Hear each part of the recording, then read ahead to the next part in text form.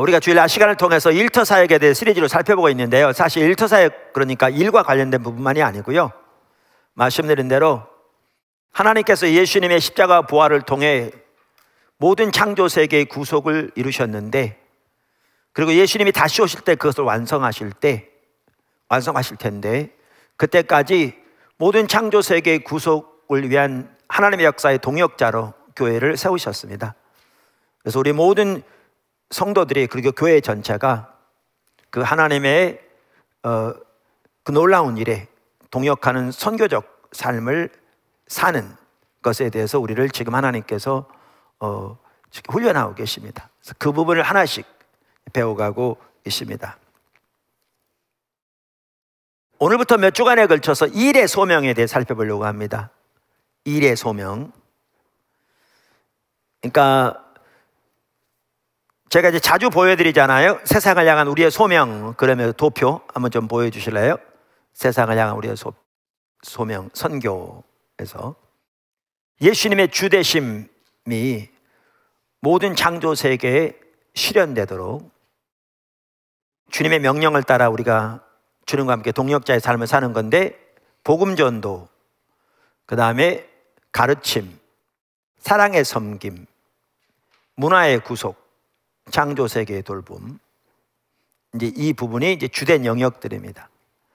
그 중에서 오늘부터 살펴보려고 하는 부분이 어느 부분이냐면 저 사랑의 섬김 부분입니다. 사랑의 섬김 부분입니다.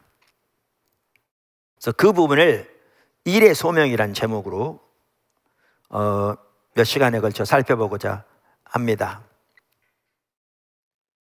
하나님 나라의 성격에 대해서 잘 보여주는 구절 중에 하나가 누가복음 4장 17절부터 21절입니다.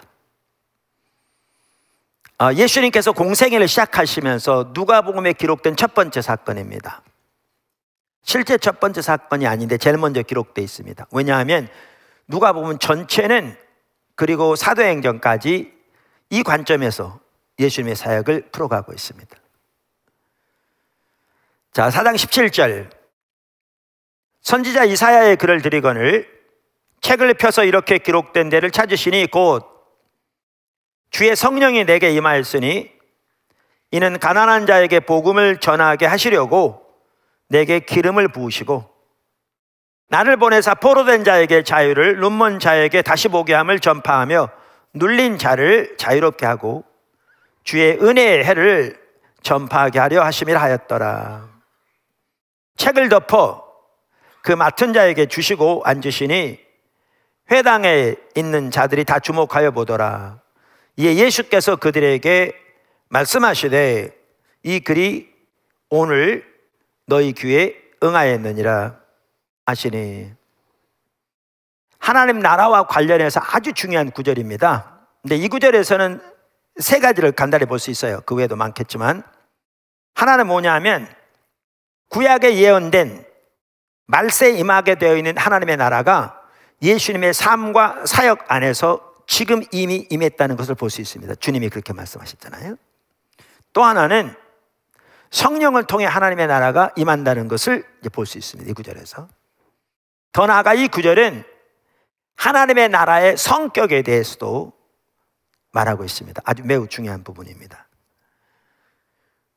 다시 말하면 성령의 능력을 통한 전인적인 치유 사역인 거죠.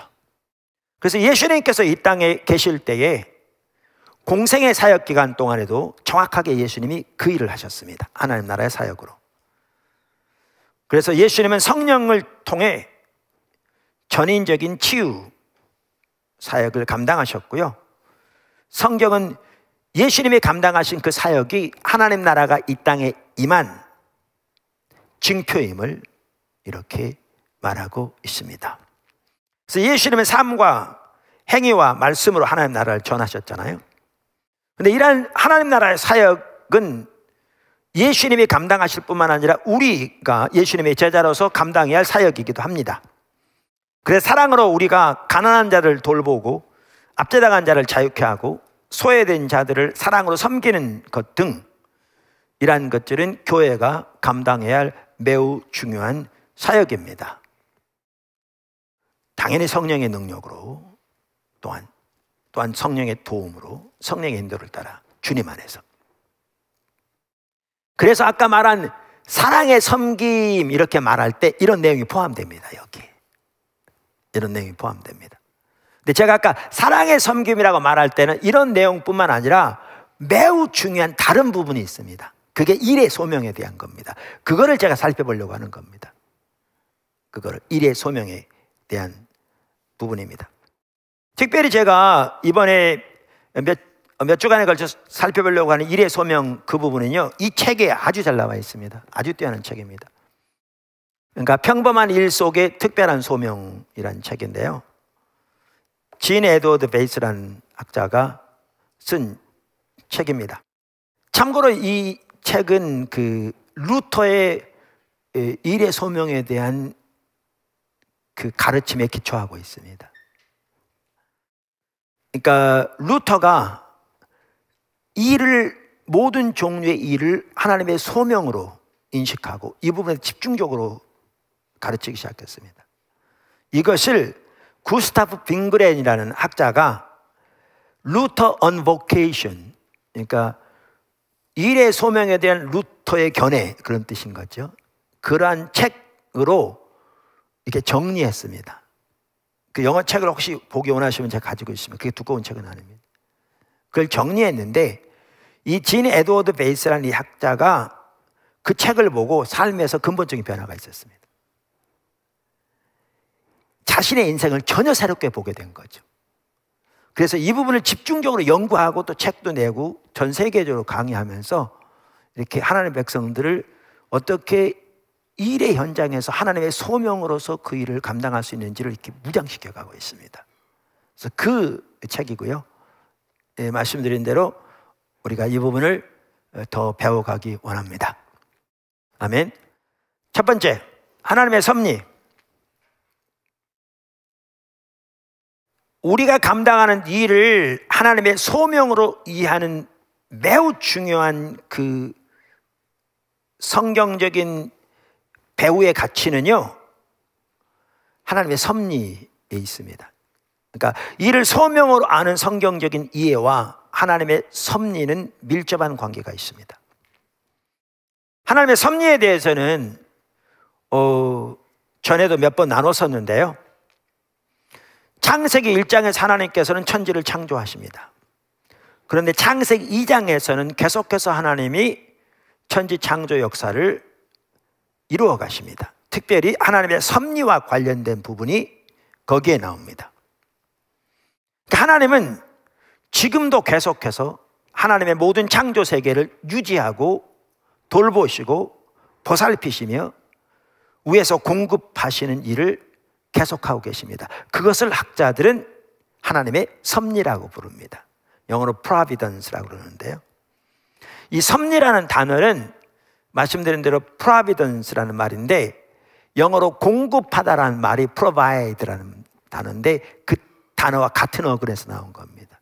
그래서 하나님의 섭리를 어떤 사람들은 다른 말로 하나님의 공급이라 이렇게 부르기도 합니다. 우리가 이미 살펴본 대로 히브리서 1장 3절에 보면 지금도 하나님은 예수님의 능력의 말씀으로 모든 피조 세계를 붙들고 계신다, 성경은 말하고 있습니다. 팀 켈러 목사님도 일과 영성 43쪽에서 이렇게 말합니다. 창세기 2장 역시 하나님이 만물을 창조하실 뿐 아니라 피조물들을 돌보시는 일을 계속하시는 걸 보여준다. 신학자들이 섭리 혹은 공급이라고 부르는 사역이다. 주님은 인류를 지으시고 스스로 공급자가 되어 돌보신다, 이렇게 말하고요. 이 베이스 박사도 섭리에 대해서 이렇게 말합니다. 하나님은 창조 세계를 초월해 계시지만 동시에 이 세상을 다스리고 계시는 분이다. 이것은 진리이다. 그러면서 이 하나님의 섭리와 관련된 성경 구절을 베이스 박사는 사도행전 17장에서 찾습니다. 즉 바울이 아테네에 가서 그 당시 철학자들에게 복음을 전한 그 구절에 찾습니다. 사도행전 17장 25절, 27절, 28절인데 제가 해당하는 부분만 읽어보겠습니다. 이는 만민에게 생명과 호흡과 만물을 친히 주시는 이심이라. 하나님이 그런 분이라는 거죠. 27절, 그는 우리 각 사람에게서 멀리 계시지 아니하시니라. 28절, 우리가 그를 힘입어 살며 기동하며 존재하느니라. 그러니까 현대인의 성경을 보면요, 27절과 28절 해당하는 부분을 이렇게 번역하고 있습니다. 사실 하나님은 우리에게서 멀리 떠나 계신 분이 아닙니다. 우리는 그분 안에서 살고 움직이며 존재합니다. 그래서 이와 같이 하나님께서 여전히 하나님의 능력으로 하나님의 천지창조 세계를 보살피고 유지하고 지키시고 필요를 공급하시고 인도하시는 이 전체적인 하나님의 역사를 하나님의 섭리라 이렇게 부릅니다. 그러면서 진 에드워드 박사는 이렇게 얘기합니다. 진 에드워드 페이스죠. 예전에는 기독교인들이 하나님의 섭리라는 개념을 당연히 받아들였다.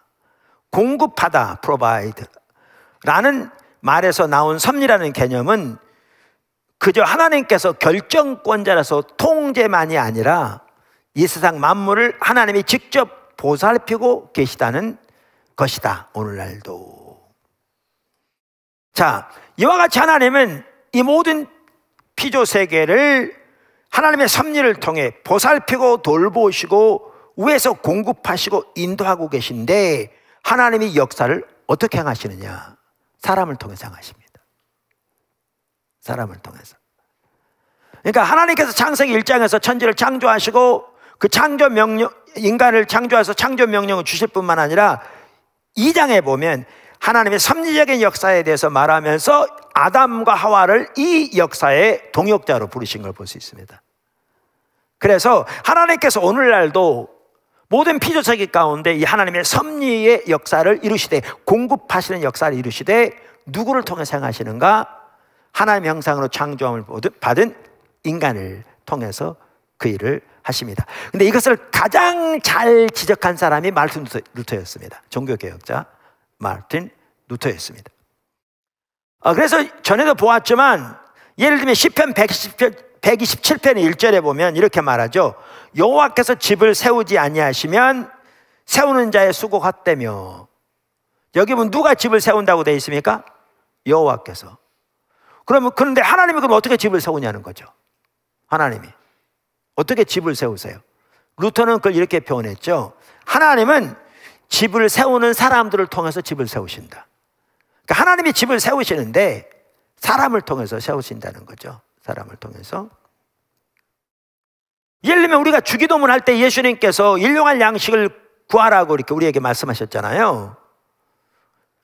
뿐만 아니라 시편 111편 5절에 보면 여호와께서 자기를 경외하는 자에게 양식을 주신다고 되어 있고, 136편 2절에 보면 모든 육체에게 먹을 것을 주신다고 되어 있는데, 그럼 하나님께서 어떻게 모든 육체에게 먹을 것을 주시느냐는 거죠. 우리에게 일용할 양식을 주시냐는 거죠. 똑같습니다.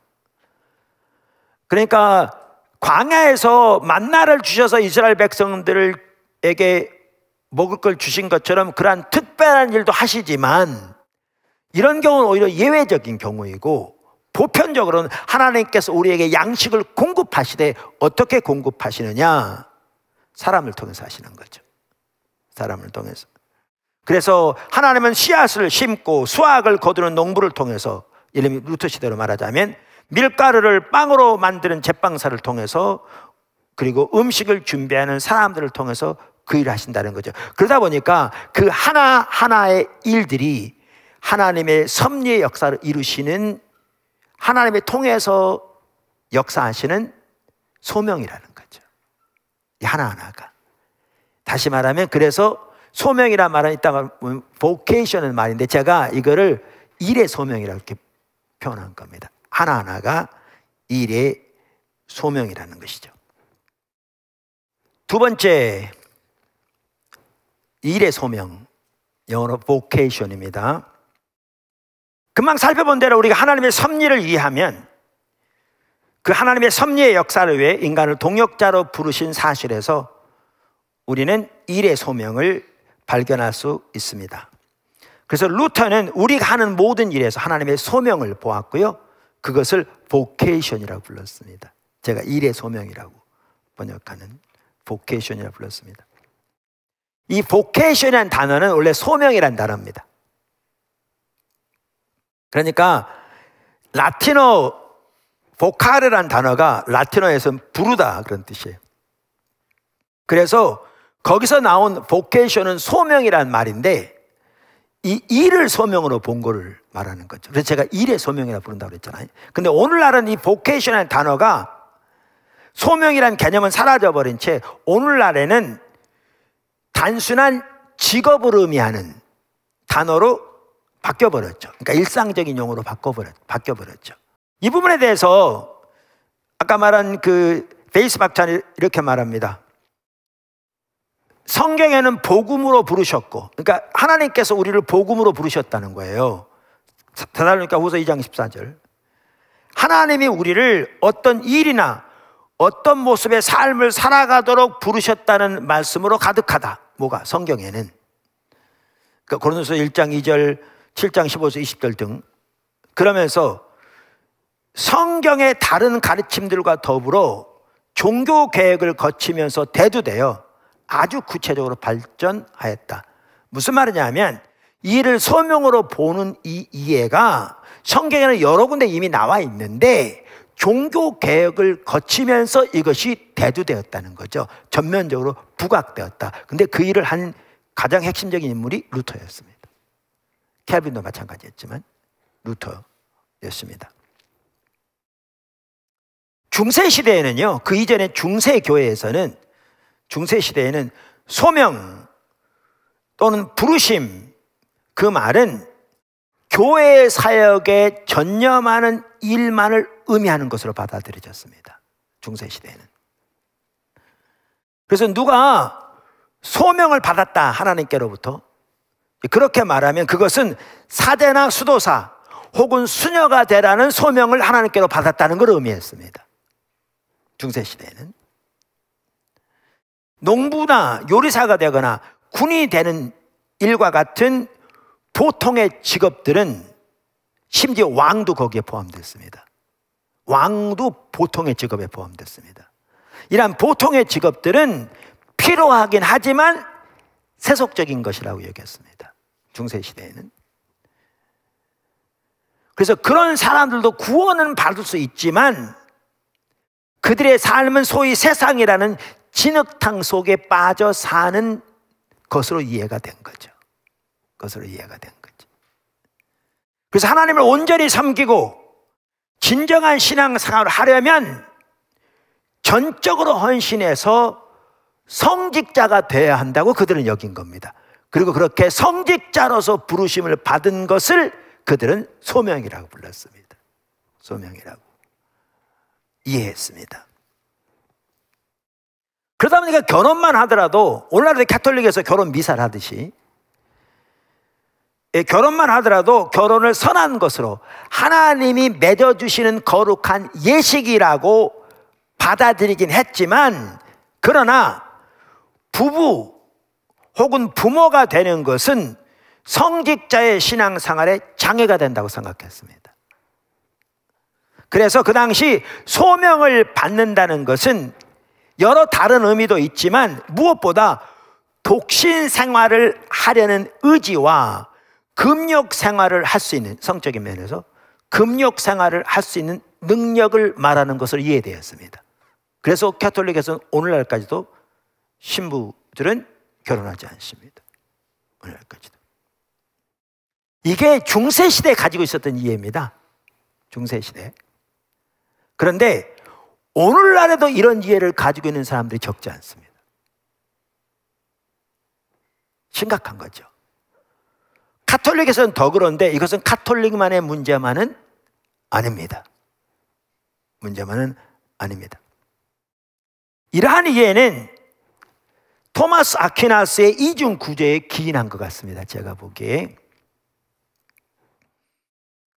그러니까 중세시대에 큰 두 인물이 있었습니다. 그 전반기는 성 어거스틴, 우리가 말하는 영향력이 컸고요.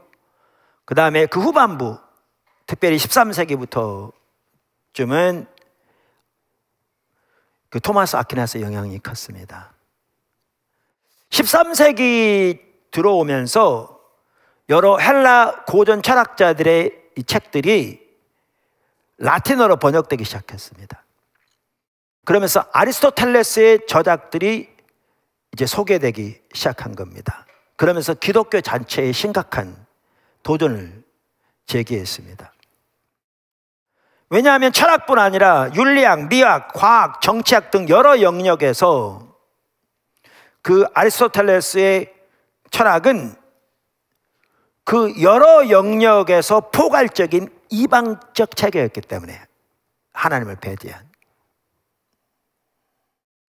그래서 아리스토텔레스의 철학에서 명백한 비성경적인 요소는 제거해 버리되 나머지는 기독교와 양립 가능한 방식으로 이것을 조화를 이루려고 시도했던 사람이 누구냐? 토마스 아퀴나스였습니다.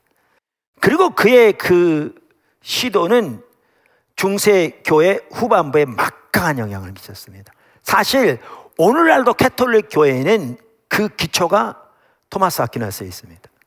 오늘날까지도 캐톨릭에서는 그 윤리가. 그런데 토마스 아퀴나스의 일을 이렇게 그 한 일을 간단하게 이렇게 도표로 표시하면 서양 철학 이야기라는 책에 보면 잘 정리되어 있는데 이렇게 표시하고 있습니다. 한번 보여드리겠습니다. 예, 두 층으로 나눈 겁니다. 이게 2층 구조로 만든 겁니다. 위층과 아래층. 그러니까 위층은 하나님이 계신 곳이죠. 하나님이 계신. 그래서 그 하나님과의 교제는 은혜를 통해서 이 하나님께 나가고요. 하나님의 계시, 하나님의 계시인 말씀을 토대로 하나님과 동행하는 삶이 가능하고요. 여기서 우리 신앙이 있는 거죠. 근데 여기에는 그 전까지 내려오던 어거스틴의 신학이 이제 여기 기초하고 있고요. 이제 문제는 아래층, 이 자연 세계. 우리가 속해 있는 소위 말하는 이 세속적인 세계는 아래층으로 두고 거기는 자연, 이성, 자연법, 이 다스리는 세계로 이렇게 둘을 나눈 겁니다. 그래서 아리스토텔레스의 철학이 이걸 지배하게 되었죠.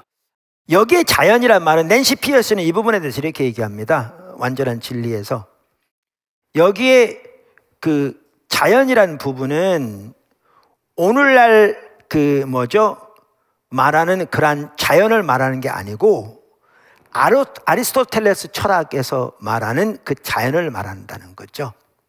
자연을 말한다는 거죠. 그러니까 그 아리스토텔레스는 이 자연 세계 안에 모든 물질의 본질이 들어있다고 믿었거든요.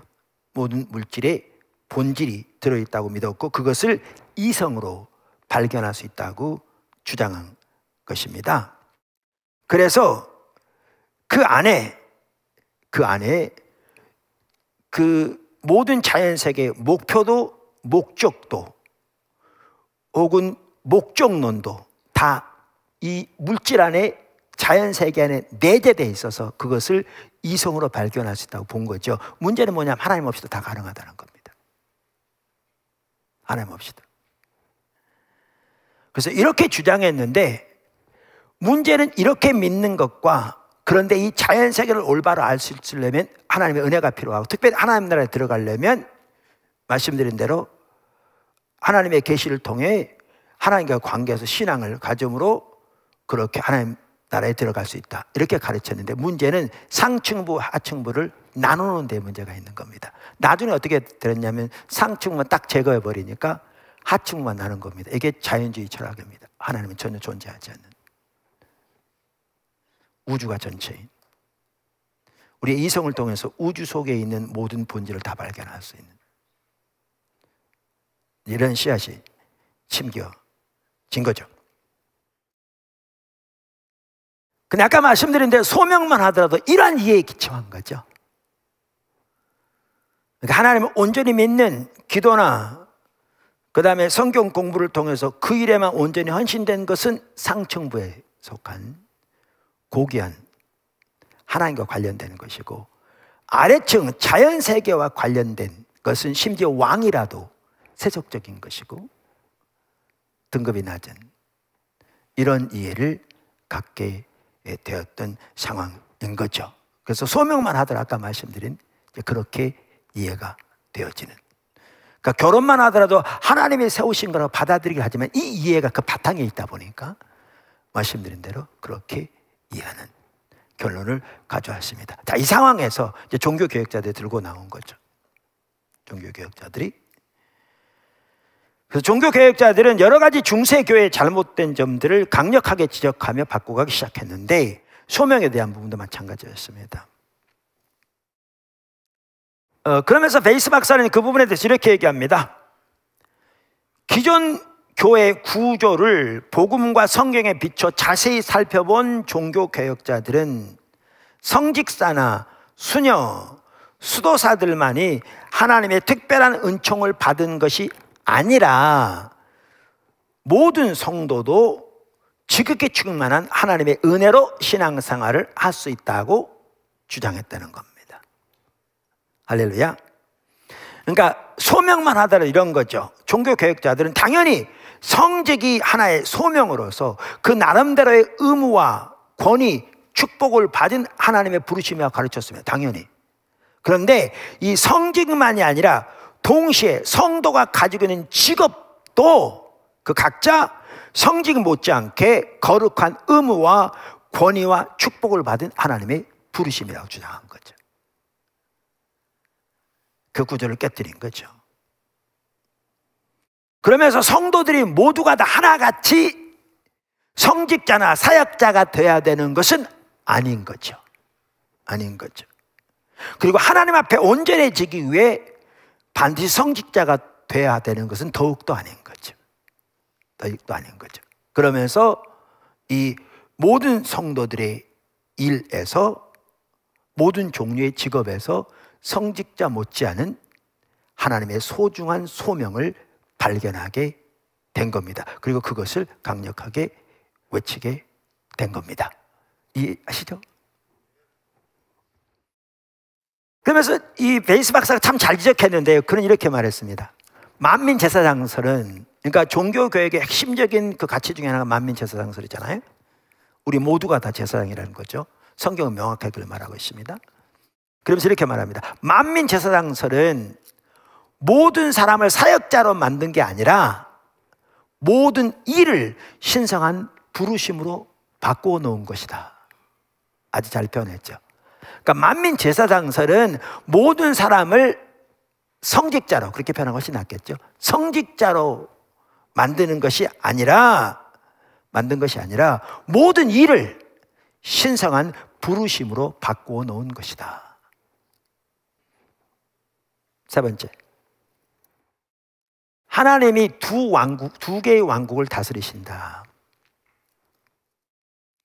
그러니까 이 일의 소명을 이해함에 있어서 이렇게 같이 이렇게 다루고 있는 게 진 에드워드 박사는 루터는 하나님이 두 개의 왕국을 다스리신다고 주장했다는 겁니다. 두 개의 왕국. 우선 그 전에 진 에드워드 베이스 박사는 예전에는 기독교인들이 하나님의 섭리라는 개념을 당연히 받아들였다고 말하면서, 그런데 18세기 이후 사람들의 사고가 급속도로 세속화되면서, 그래서 자연주의, 계몽주의가 이제 판을 치고 20세기 들어와서는 실존주의 사고로 세속화되면서 사람들이 하나님의 그 섭리를 받아들이지 않게 되었다고 쭉 설명합니다. 그러면서 이렇게 얘기합니다. 전에는 하나님이 비를 내리신다고 생각했다는 거죠. 섭리, 아까 말한 대로. 그런데 계몽주의 시대 과학자들은 그것을 어떻게 바꿔버렸냐면 기압과 적당한 습도, 한랭 전선에 대한 연구 자료를 제시하면서 그것들이 비를 내린다고 주장한 거죠. 그래서 비의 원인을 설명하는데 하나님은 전혀 필요 없게 된 거죠. 그러니까 오늘 안 믿는 사람들이 다 그렇게 믿고 있고요. 심지어 믿는 사람들 중에서도 적지 않은 사람들이 그렇게 생각하고 있는 거죠. 자, 그러면서 진 에드워드 베이스 박사는 종교개혁 시대에는 기독교인들이 하나님이 비를 내리신다 그러면 당연한 것으로 받아들였다는 거죠. 그러니까 하나님의 섭리를 당연한 것으로 받아들였다는 겁니다. 당연한 것으로 받아들이면서 루터 같은 경우 이거를 잘 설명하기 위해서 어떻게 표현했냐면 하나님이 두 개의 왕국을 다스리신다고 표현한 겁니다. 두 개의 왕국. 그러니까 루터가 말한 두 개의 왕국은 하나는 영적인 왕국입니다. 스피리추얼 킹덤. 이건 번역하기 쉽습니다. 그러니까 그리고 그 다른 왕국은 the earthly kingdom입니다. 이걸 번역하기 어렵더라고요, 제가. 그러니까 책들도 봐도 시원치 않고. 그래서 이 땅의 왕국이라고 하기도 하고, 아니면 지상 왕국이라고 말하기도 하고, 뭐 아니면 세상 왕국. 그런데 세상 왕국하고 영적 왕국 잘못 얘기하면 이게 이문법이 될 수 있잖아요, 토마스 아퀴나스처럼. 그러면 의도한 바가 전혀 달라지니까 그렇게 번역하기도 힘들고. 근데 어찌됐든 간에 두 개의 왕국, 제가 설명을 하기 시작하겠습니다. 왕국인데 영적인 왕국과 혹은 지상 왕국 혹은 땅의 왕국이라고 표현하든지 둘로 나눴습니다. 근데 하나님이 둘 다를 다스리신다는 겁니다. 제가 설명을 하면 하나님은 영적인 왕국을 다스린다는 거죠. 그 영적인 왕국은 이렇게 하나님의 특별한 은총과 관련해 있습니다. 하나님의 특별한 은혜로 사람들을 예수님을 알도록 복음을 들을 때 그 마음을 열어 구원받게 하심으로 하나님의 영적인 왕국에 들이시는 거죠. 들이시는 거죠. 그래서 루터건 캘빈이건 이 영적인 왕국은 모두 하나님의 은총의 도구를 통해, 특별 은총이죠, 도구를 통해 이루어진다. 그래서 하나님의 말씀이 가장 기본적인 은총의 도구이고, 말씀은 인간의 언어를 통해 드러난 하나님의 계시다. 그래서 하나님 백성들을 하여금 믿음을 갖고 성숙한 신앙생활을 하도록 인도하시는 성령의 도구로서 말씀을 통해 사람들을 그러니까 말씀을 토대로 성령을 통해 구원하시고 자라게 하시는, 그래서 그 나라에 들으신, 이게 영적인 왕국. 이건 이해하기 쉽죠? 쉽습니다. 그러면서 진 에드워드 베이스 박사는 이렇게 얘기합니다. 하나님의 영적인 왕국은 교회를 통해서 뚜렷하게 표현된다. 영적인 왕국이 가장 잘 표현되는 게 뭐냐면 교회를 통해 표현된다는 거죠. 그러니까 교회가 영적인 왕국이라 그 얘기는 아닌데, 영적인 왕국에서 하나님이 다스리신데 이 영적인 왕국이 뭘 통해 표현되는가? 교회를 통해서 가장 뚜렷하게 표현된다. 교회인 구원받은 하나님의 백성들은 말씀과 성례전 주변에 모이는 것이다. 하나님의 교회라는 제도를 통해 자녀들이 영혼을 보살피고 구원의 메시지를 다른 이들에게 전하게 하신다. 목회를 하도록 부름을 받은 목사의 소명이 여기 있다. 목사가 하나님의 말씀을 가르치고 복음을 선포하고 침례를 주고 성찬식을 집례할 때 실제로 가르치고 복음을 전하고 침례를 주고 예식을 주관하신 분은 그리스도라는 의미가 있다. 하나님은 목사라는 이 세상의 도구를 통해 일하시는 것이다. 이해하시죠? 영적인 왕국을 우리를 들이십니다. 왕으로 다스리십니다. 그걸 잘 표현되는 게 교회입니다. 그럼 교회만 하더라도 목사라는 하나님의 부름을 받은 세상의 도구를 통해서 말씀을 선포하고 성례를 집례하고 등등 여러 가지 일을 하게 하시는데, 배후에 누가 일하신다? 하나님이 일하신다는 겁니다. 근데 우리가 신약 성경에 보면 교회를 그리스도의 몸이라고 표현한 것처럼 이것은 목사를 통해서만 일하시는 게 아니라 모든 성도가 그리스도의 몸의 지체로서 각자 하나님이 주신 달란트대로 또 하나님께 주신 은사대로 서로를 섬김으로 교회가 자라게 되고 그리스도의 장성한 분량이 충만한 데까지 자라게 되는데, 이렇게 각자 섬길 때 배후에서 역사하시는 분은 누구시다? 하나님이시다. 그러니까 사람을 통해서 하나님께서 일하시되 결국 통치하시는 분은 하나님이시다. 할렐루야. 그러니까 이건 이해가 됩니다, 쉽게. 근데 이 동일한 일이 어디서 일어나는다고 지금 말하냐면, 이제 이 얘기하려고 지금 이걸 나눈 거잖아요. 어디서 이루어지느냐면 세상 나라에서도 그렇다는 거죠. 세상 왕국 혹은 이 땅의 왕국 혹은 지상 왕국, 뭐라고 해요? The earthly kingdom에서도 동일한 일이 일어난다는 겁니다.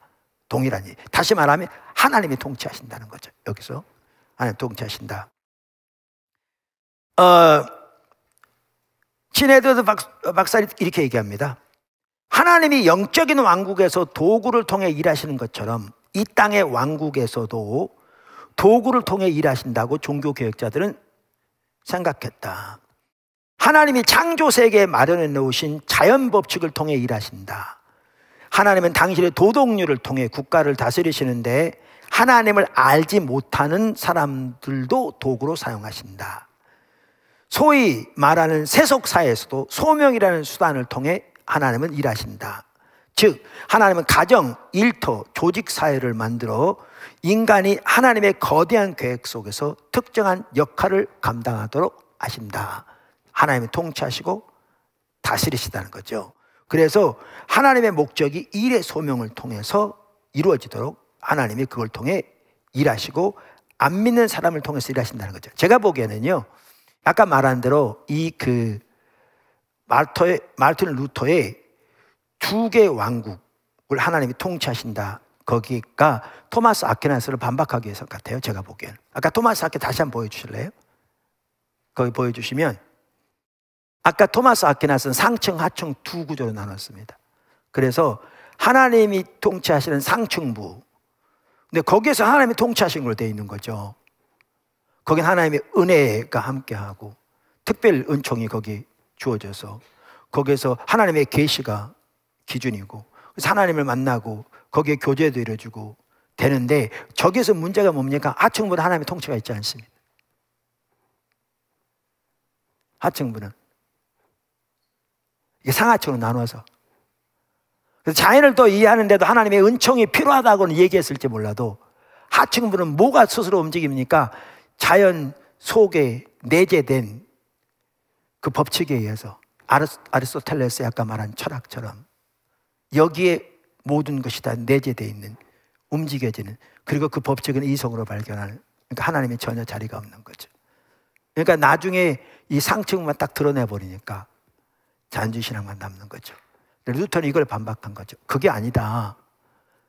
하나님은 두 개의 왕국을 다 다스리시는데, 그러니까 상하층으로 놓은 게 아니라 내가 뭐 옆으로 놓은 것 같죠.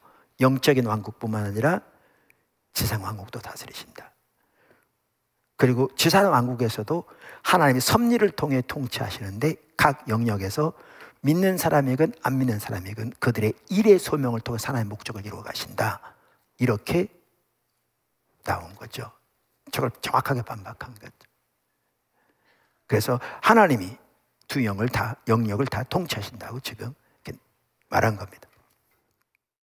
결론입니다. 간단히 말씀드릴 텐데, 우리가 이 사랑의 섬김을 같이 살펴본 이유가 뭐냐면, 처음 보았던 그 도표 한번 보여주실래요? 제가 언젠가 한번 잠시 말씀드린 대로 복음전도, 이게 이제 관계 중심 전도 생활화가 너무나 절실하게 필요합니다. 우리 모두가 살면서 복음전도. 그 다음에 모든 성도들이 이제 양육하는, 예수님이 12제자를 가르쳤던 양육하는 훈련이 같이 가야 되는데, 이제 전반적인 일도 사역에서 이 세상을 향한 소명에서 또 더 나아가 이제 문화 명령을 할 수 있는 이 사랑의 섬김과 창조의 문화의 구속, 그 다음에 창조 세계 돌봄인데, 문화의 구속만을 살펴보면 여기에는 문화를 구속하려면 전문적인 지식이 필수라고요. 각 방은 전문가가 돼야 되는 거죠. 근데 이 부분만 강조하고 지금 말씀드린 이 우리의 모든 일에서의 하나님의 일의 소명을 발견하고 사랑으로 이웃을, 이제 나중에 나오지만 섬김으로 하나님을 섬기는, 그래서 이 하나님의 목적에 드려지는 이 소중한 것이 같이 가지 않으면 우리는 한쪽만 치우치게 됩니다.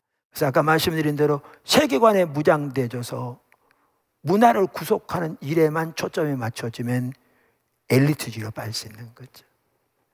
기독교 일의 세계관은 화이트 칼라를만 위한 것인 것처럼. 그런데 전혀 그렇지 않은, 일의 소명을 통해 하나님의 사랑의 도구로 이웃을 사랑하는 탁월함을 통해 섬기는 자리로 모든 일이 하나님의 소명임을 인식하고 나아가는, 이것이 같이 균형을 잡게 될 때 우리는 하나님께서 이 땅에서 이루고자 하는 하나님의 명령을 올바로 잊게 되고 이 하나님의 목적을 위해 귀하게 동행하는 우리 삶이 되는 겁니다. 이 부분을 우리가 잘 인식하고 하나님이 이 부분을 인도해 가시는 거고요. 그래서 이 사랑의 섬김 부분에서 아까 말씀드린 대로 그 하나님의 섭리에 동참하는 일의 소명으로서의 하나님의 일을 몇 쪽이나 그걸 살펴보게 된다, 그 말이고, 그 부분을 이 책이 가장 잘 다루고 있다, 그 말입니다. 하나님께서 우리를 정말 귀하게 인도하고 계셔서 감사하고요, 우리 모두가 부지런히 배우고 또 배운 대로 순종하면서 하나님의 그 위대한 일에 귀하게 동참하고 동역하고 쓰임받는 여러분 모두가 되기를 주님의 축원합니다.